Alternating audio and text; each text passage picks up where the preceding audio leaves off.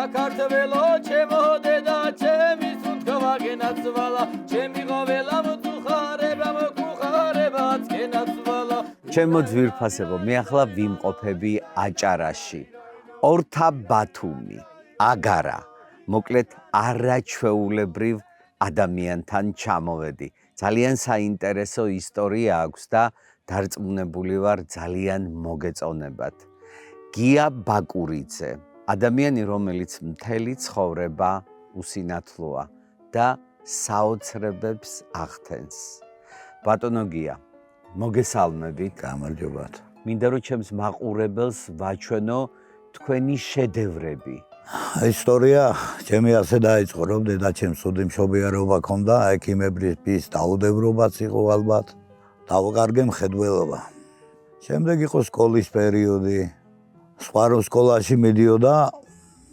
მეც მქონდა იმის ინტერესი რომ ჩემი თანატოლების ერთად სკოლაში წავსულიყავი ფეხბურთი მეთამაშა რა ვიცი ბავშვობაში ძალიან ბევრი რამ არის სკოლაში წერის თემა პრობლემა მქონდა და სწავლობდი გაკვეთილებს სეპირად ან სახში წამიკითხავდნენ ან მასწავლებელი რომ წაიკითხავდა მე იმას სახში თუ ერთხელ ვინმე გამიწამიკითხავდა იგი იყო თუ არა ჩვენ დროს 10-იანები არ იყო 5-იანები იყო მაშინ 4 მაინც ყავდა შემდეგ იყო სკოლის პერიოდის უკვე იმ ასაკში რო შედიხარ ჯეილობის ასაკი რო ქვია ავტომატურად უკვე რაღაცნაირად თავის თავთან ჩემ ბედთან ვიყავი უკმაყოფილო რომ რატომ სხვა მანქანას ატარებს რატომ სხვა ის რატომ მე არა და რატომ დავიჩაგრე ესეც მქონდა გარკვეული პერიოდი იყო პერიოდი მე რომ ჩემი მხედველობის გამო ალბათ რა ვიცი და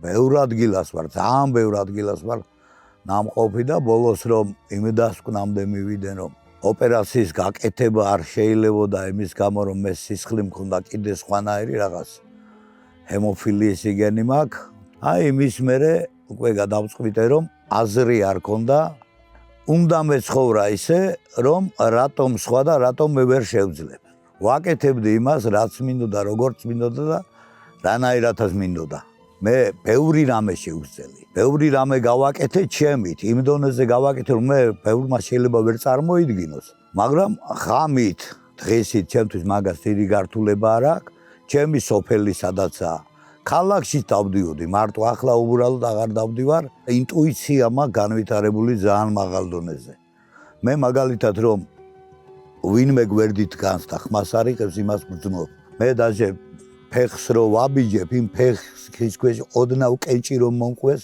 იმას გძნობ გრძნობთ ხო ახლა კიდევ ცოტა სახში შევედი წონაც მომემატე თუ არა ჩემთვის ხე არ იყო რომ მე არ ავსულიყავი და ხილი არ მომეკრიფა და რა ვიცი თუ გასასხლელი იყო ხეებსაც ვხლიდი მომიყევით აი ძალიან გული მიჩვილდება ამ კითხვას რო დაგისვავთ ახლა თქვენი ქორწინება აი ცოლი რომ მოიყვანეთ და ფაქტობრივად თქვენ მისი სახე არ გინახავთ არა მომიყევით აი ეს მომიყევით და ამიხსენით ხო საერთოდ როგორ არის იცი ჩემო გია ადამიანი მე ისე წარმომიდგენია ის ხედავს ვინც ხედავს გულით გულით უნდა დაინახო და ადამიანში სიკეთე უნდა დაინახო ადამიანში ყველა ადამიანს ბოროტი ადამიანის როა იმასაც რაღაცა დადებითი უნდა ეძებო იმაში მე ასე ვფიქრობ და ბევრი ადამიანისთვის ჭკუას მისწავლები აქვს გზას ტენილებისთვის მე 57 წლის ვარ და მთელი სოფლის ვინც არის ახალგაზრდობა ჩემი შვილის თაობა იმაზე პატარები ყველა მეძმაკაცება იმიტომ რომ არავისთვის არ მითქმია ის რაც არ უნდა გააკეთოს ნორმალურმა ადამიანმა ხორციელების თემა როგორ იყო ისი მე ჩემთვის ვფიქრობდი რომ არასდროს არ მოვიყვან ცოლს ხო იყო ეგეთი თემა რომ შემდეგ ამ ბავშვობის ასაკმა რომ გაიარა 99 წელი იყო ხომ ადამიანს შემოსავალი გჭირდება მოვშინჯე ჩემი თავი ბიზნესში ხე-ტყის გადამამუშავებელი ქარხანა გავაკეთე ხე-ტყესთან მუშაობა ჩემი მაგით დაიწყო ხელვაჩაურში ზოგი ვისესხე, ზოგი პროცენტით გამოვიტანე, ზოგი დავალომბარდე, მაგრამ ჩემსაც მივახციე. 2004 წელი იყო ეს პირველი ვარდების რევოლუცია რომ მოხდა, მაგას თუ ვარდები ქვია. აჭარაშიც რომ მოხდა მაგ გადატრიალება, ვიღაცა ჩამოვიდა, მოვიდა ჩემთან, შემხედა, შემომხედა. შენო აგიო ვიღაცა მაყუთიანმაო, შენზე გააფორმაო და ამაში ვერ გააკეთებდიო.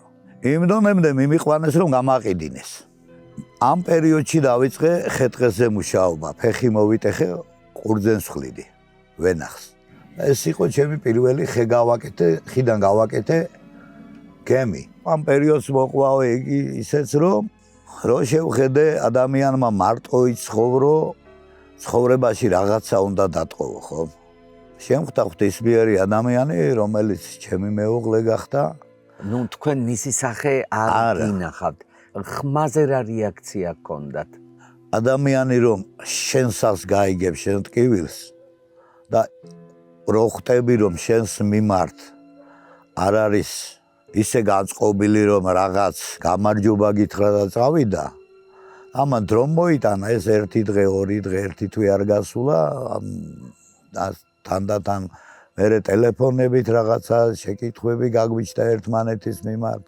ნუ როგორც ხტება ალბათ და ჩემმადებმაც გიდა თუ არ გინდა უნდა მოიყვანო ცოლიო, დედა ჩემი იგი აგი და გადავწყვიტე ოჯახის შექმნა.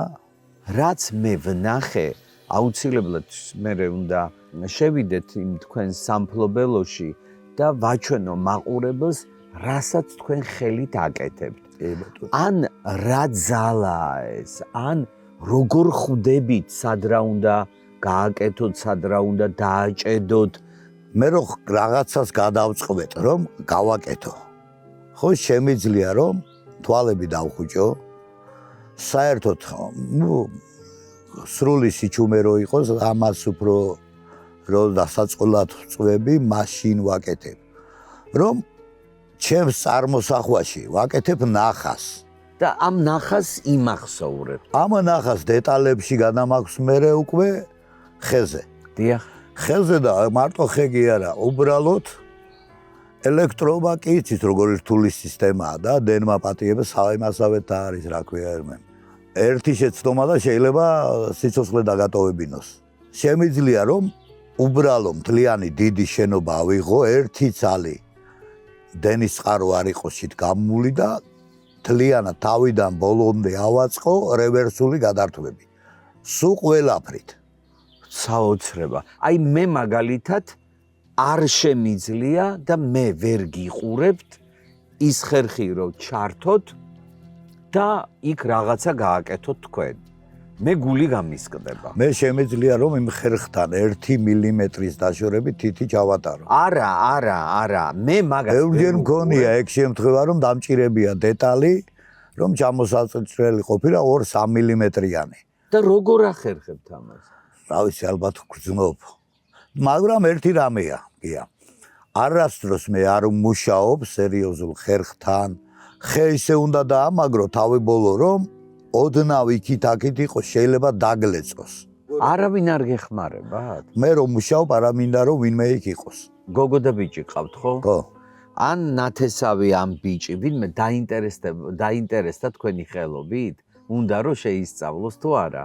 ბიჭი უფრო რაღაცაებში მგავს. რომ უყვარს იმასა ჩხირკედელაობა, მაგრამ შიშის გრძნობა უფრო მეტი აქვს ვიდრე ხერხთან და იმასთან. მეც არ მინდა რომ მიმუშაოს. ჯერ მკაცრი ხარ საერთოდ ცხოვრებაში? მომთხოვნი ხარ? ჩემი თავის მიმართ კი, სხვის მიმართ არა. სხვის მიმართ არა?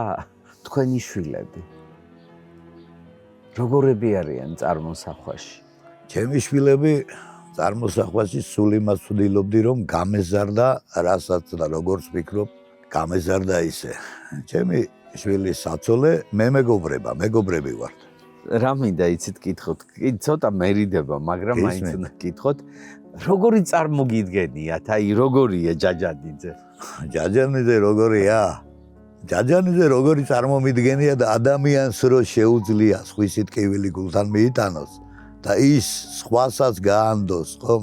ამას დიდი რამე უნდა ჩემოგია. ამას შეიძლება უნდა ეს მარტო მე ხო არა ვარ ასეთი, ბევრია, ბევრი სიკეთე გამოდის თქვენი გადაცემიდან და ესაა ყველაზე მაგარი. ამას შეიძლება უნდა. მართლა დიდი სიხარულით მოვედი. ძალიან ბევრი წელია თქვენზე მიყვება თქვენი ნათესავი შორენა გოგავა ხო. და ოცნებად მქონდა ჩამოვსულიყავი. ნუ ოცნებასავეთ მაქვს ალბათ ქცეული. დიახ. ნახაზი მაქვს გაკეთებული. გია როგორ იცი რომ საძირკველიდან ჭერამდე მინდა ხის სახლი გავაკ ყველა დეტალი გათვლილი მაქვს. სხვაზე გადამდგარი რომ ზღვის მხარეს დილას რთვალს გაახადებ ზღვის ნიავი რომ ქროდეს აქეთ ამხარეს მთელი იგი ზღვას უხურებს. თქვენ ისეთი სიცოცხლის მოყვარული ხართ და ცხოვრების მოყვარული ხართ, აუცილებლად გააკეთებთ მაგას ყველაფერს. მოდით წავიდეთ ახლა კი ბატონო. და ვნახოთ თქვენი სახელოსნო. კი ბატონო, გაიხარეთ.